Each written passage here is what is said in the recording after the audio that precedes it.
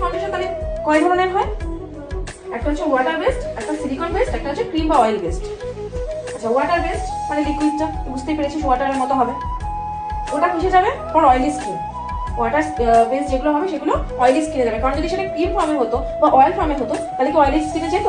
তাহলে তো অয়েলের উপরে অয়েল তো চাপানো যাবে না, তাহলে ম্যাট কিছু দিতে হয়, রাইট? আর ওয়াটার বেস মানে কি, জল যেরকম, জল দিয়ে আমি তোদেরকে বোঝাই, যেরকম জল দিলে পরে কি হয় সেই জায়গাটা তো শুকিয়ে যায়, টেনে নেয়, তো অয়েলটা তাহলে পরে ওয়াটার বেসটাকে টেনে নেবে, মানে রাখবে, এটা ধরে রাখবে, তার জন্য ওয়াটার বেসটা অয়েলি স্কিনের ক্ষেত্রে ইউজ হবে।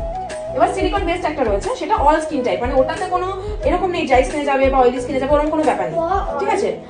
For all skin type. তাহলে কি সিলিকন বেসড, আর অনেক প্যাকেজিং এর উপরে লেখাই থাকে সিলিকন বেসড। আরেকটা ধরনের হচ্ছে ক্রিম বা অয়েল বেসড। ক্রিম বা অয়েল বেসড এমনি আমরা জানি ক্রিম বা অয়েল কখন যায়? ড্রাই স্কিনেই যায়, যাতে ড্রাই স্কিনটা মানে ক্র্যাক না ধরে, কোনো রকম প্রবলেম না হয়, তাই ক্রিম বা অয়েল জিনিসটা ঠিক রাখে স্কিনটাকে, তাই তো? তার জন্য ড্রাই স্কিনে ক্রিম বা অয়েল বেসড যাবে।